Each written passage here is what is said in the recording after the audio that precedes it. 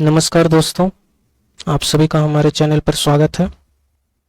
दोस्तों, आज हम बात करेंगे मोहम्मद के जीवन के बारे में। तो चलिए शुरू करते हैं। मोहम्मद का जीवन इब्न इसहाक द्वारा लिखित सीरत रसूल अल्लाह आधिकारिक जीवन वृत्त से ज्ञात होता है। सीरत को सीरा कहा जाता है।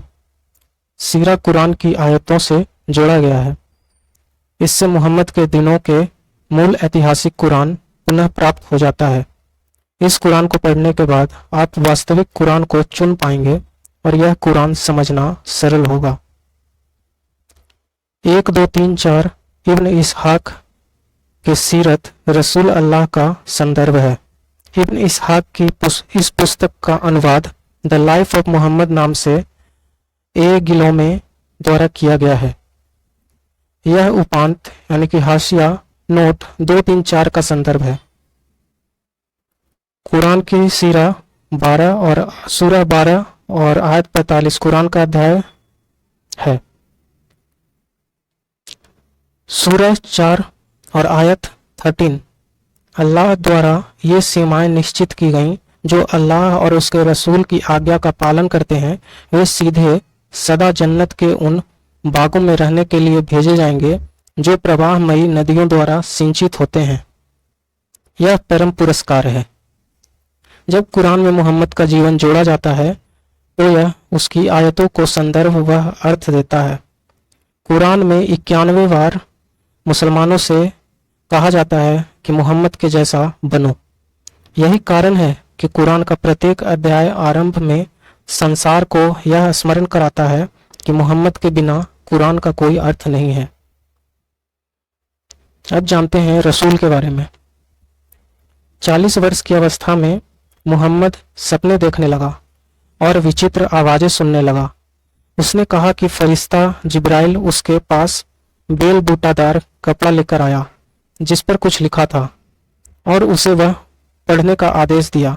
फरिश्ते ने कहा, सूरह 96 और आयत 1 में, आप इसे देख सकते हैं कुरान में, पढ़ अपने स्वामी के नाम में जिसने रक्त के थक्के से मनुष्य बनाया।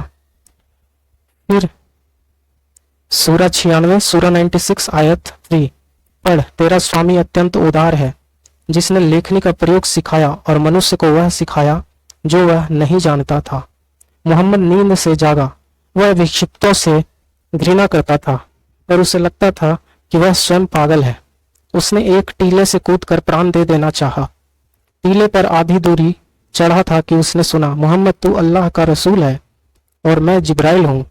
तब मोहम्मद वह प्राप्त करने लगा जिसे वह अल्लाह का संदेश कहता था, जैसे कि सूरह 97 आयत 1, निश्चित ही हमने इसे यानी कि कुरान को लैलतुल कद्र यानी कि उस पवित्र रात को उतारा और तुम्हें कौन बताएगा कि लैलतुल कद्र क्या है।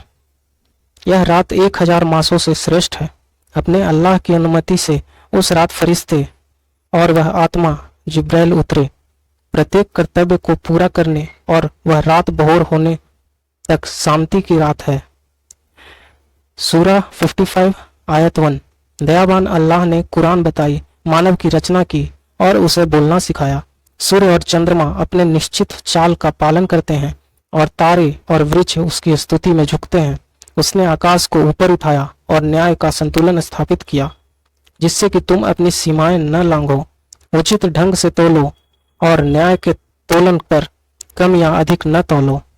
सूरह 55 आयत 10, उसने अपनी रचनाओं के लिए धरती बनाई। इस पर फल, मेवे और खजूर हैं और भूसे वाले अन्न व सुगंधित पुष्प हैं। तुम अपने अल्लाह के किस किस उपकार को झुठलाओगे। सूरह 55 आयत 14, उसने एक कुम्हार की भांति मिट्टी से मनुष्य बनाए और उसने धुआं रहित आग से जिन्न की रचना की। तुम अपने अल्लाह के किस किस उपकार को झुठलाओगे। सूरह 55 आयत 17, वह पूर्व का स्वामी है, वह पश्चिम का स्वामी है। तुम अपने अल्लाह के किस किस उपकार को झुठलाओगे। तो अभी के लिए इतना ही दोस्तों। इसमें आपने जाना कि अल्लाह के बारे में मोहम्मद ने क्या बताया और जिब्राइल सबसे उसके सपने में आया और उसे क्या बताया और उसे कैसा, मोहम्मद को क्या फील हुआ, मोहम्मद ने क्या सोचा। सबसे पहले तो मोहम्मद खुद को पागल समझने लगा था, वह कूद कर प्राण देने लगा। आप क्या सोचते हैं इसके बारे में, हमें कमेंट में ज़रूर बताएं। धन्यवाद।